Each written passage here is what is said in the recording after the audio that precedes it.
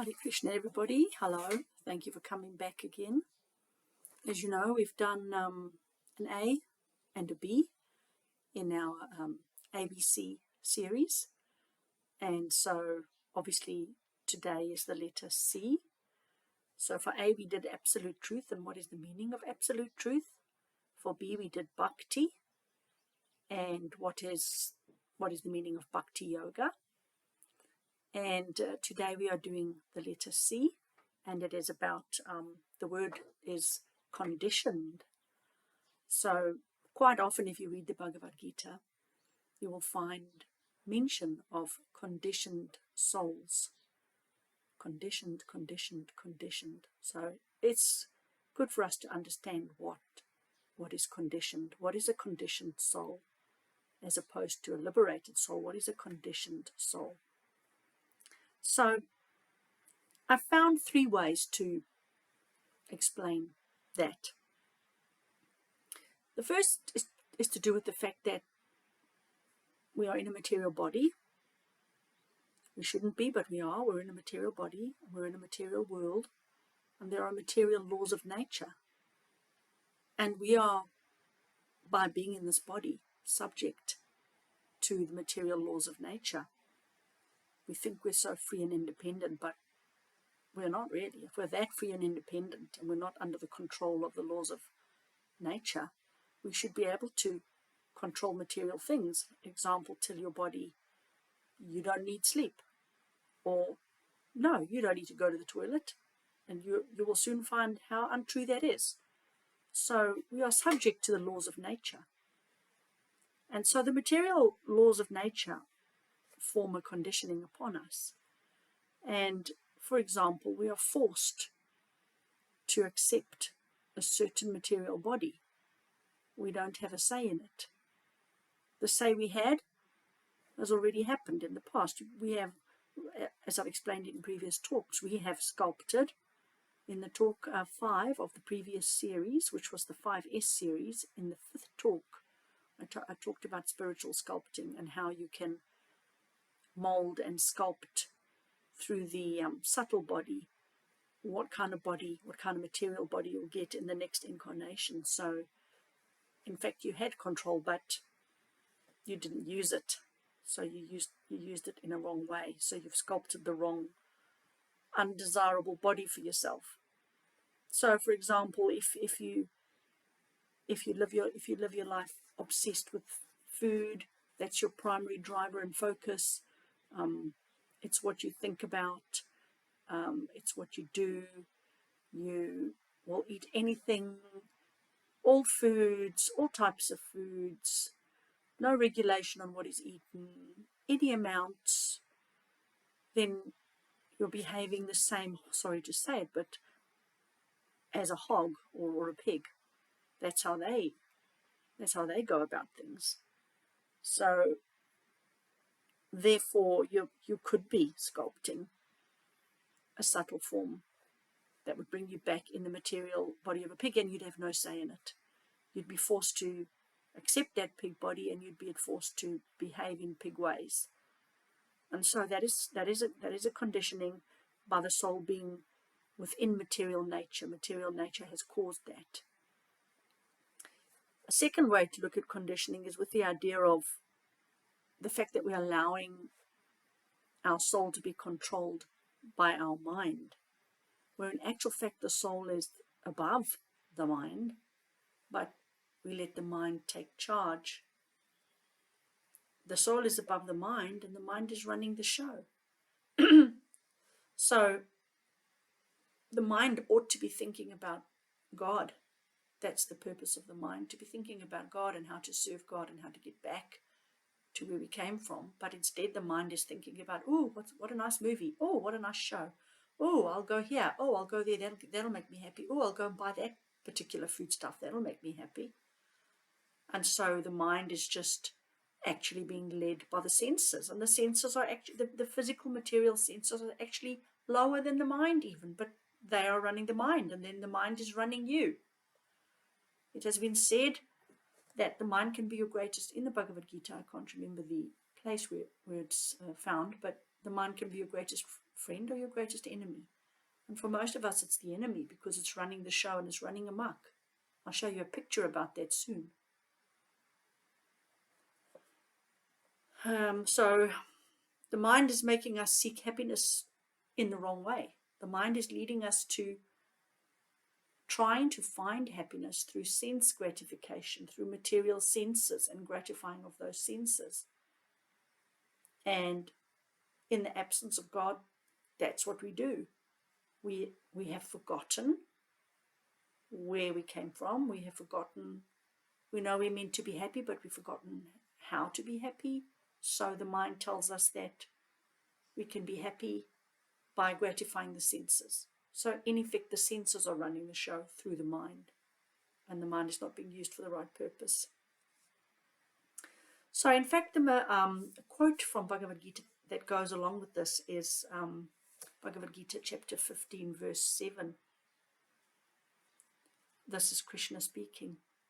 The embodied souls in this material world are my eternal fragmental parts, but bound by material nature, they are struggling with the 6 senses, including the mind. So 6 senses, including the mind. So the 5 normal senses that you always learned about at school, such as seeing and tasting and hearing, the 5 normal senses, but then a 6th sense is added in as the mind. And we are struggling. We are told, Krishna knows this. He says they are struggling with the 6 senses, including our minds, including the mind. Our mind and our 5 senses are running the show, and Krishna does not want it to be like that. Because we are eternal fragmental parts of him. But he says we are bound by material nature. That's what I meant when I said the laws of material nature bind us and control us and condition us to think that we can get the happiness through the senses, and the mind is helping in that regard, allowing the senses to run the show through the mind. Another quote from Bhagavad Gita on this. The senses, again it's Krishna speaking, rather singing to Arjuna, his devotee and friend. The senses are so strong and impetuous, O Arjuna, that they forcibly carry away the mind.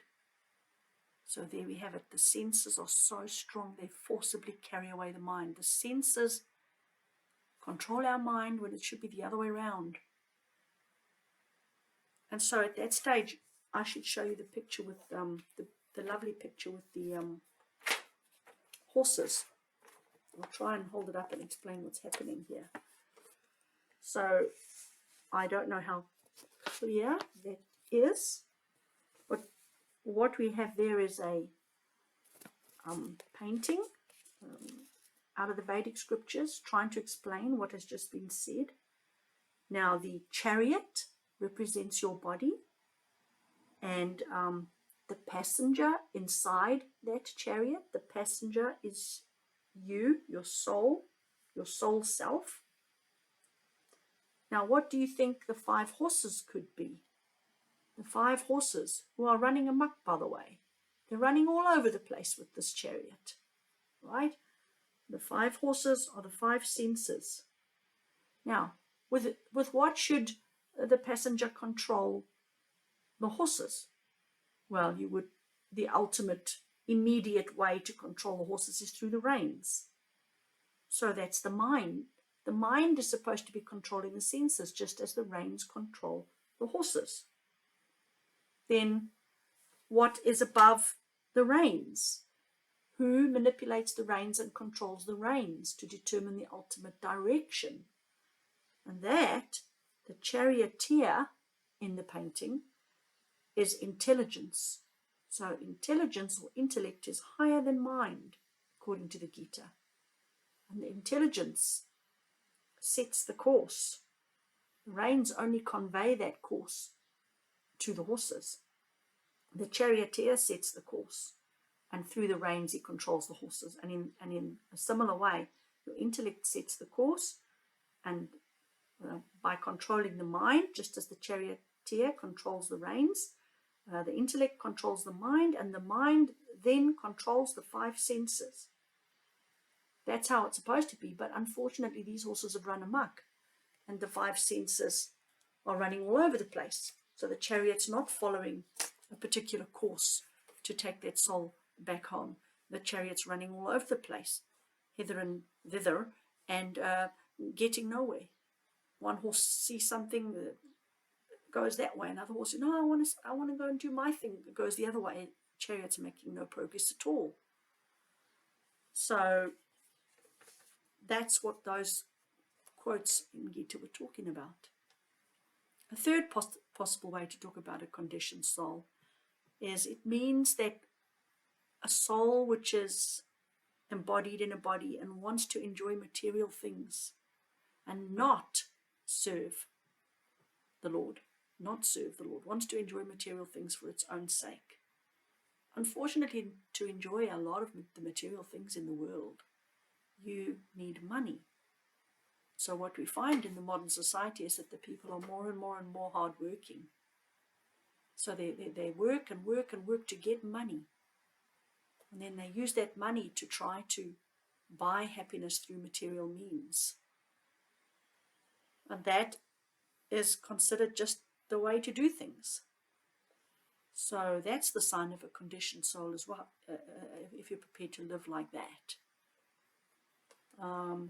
And money is the way to get the happiness, or what the money can buy is the way to get the happiness, then that's the sign of a conditioned soul as well. The only way to get back to true happiness is to do the true job of our soul, what it was purposed for, which is to serve the Lord. And I've spoken before about this. It's reciprocal service. It's not serving like a slave. It's a serving where you both get joy, like a mother serving her baby. You both get joy out of it. So, yes, we have forgotten that that's the way to true happiness. We have forgotten our identity as parts and parcels of the Lord. We have forgotten our purpose as servants of the Lord. And therefore, we are suffering because we can't find that eternal happiness that we know we're supposed to have. And in our conditioned way, we look for it in the wrong places and in the wrong ways, and just get more and more frustrated. The way to get that blissful joy is through service. An example that could be used is the example of a lotus flowers. Lotus flowers can be planted in contaminated, muddy water, and they have the ability to filter it and clean it and purify it. So similarly, devotional service to God has the ability to purify our contaminated consciousness. Our conditioned souls, our contaminated consciousness, which has been contaminated by contact with material world, can be purified again. And when it's purified, it can go back home. But to be purified, it needs to do devotional service. And then to finish off, I'll back up with some quotes out the Bible. Now, the Bible doesn't talk about conditioned souls as one entity, as one aspect, as one principle, as one concept. But it attacks this from various different angles, which if you put them together gives you the same effect.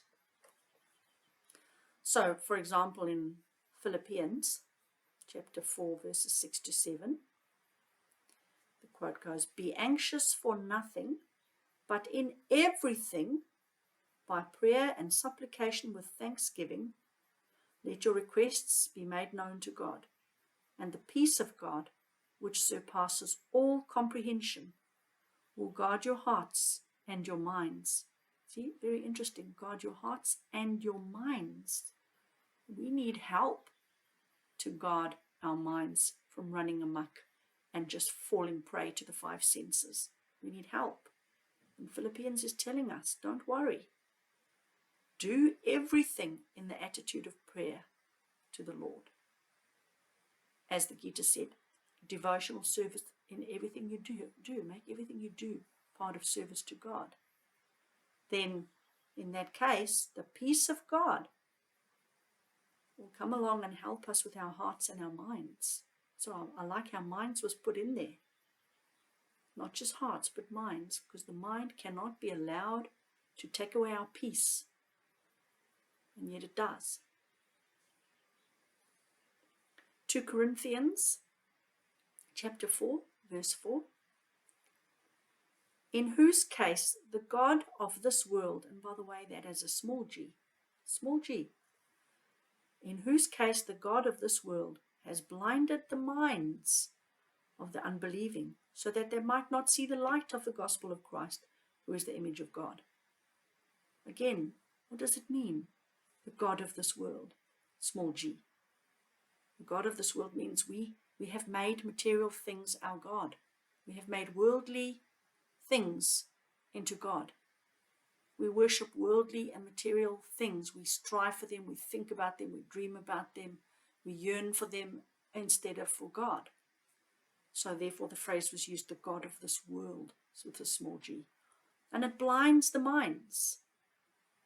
And what does it mean, blinds the minds? Well, if you blind your mind, then you can't control your chariot. And you've forgotten your purpose. If your mind is blinded, then you can't drive that chariot straight and true to where you want it to go. It'll be just left to the senses to run the show. And lastly, Colossians chapter 3, verse 2. Set your mind on the things above, not on the things that are in earth. So there is another clue that we must control the mind. Because if you don't control the mind, it will just be obsessed with things of this earth. In other words, material things.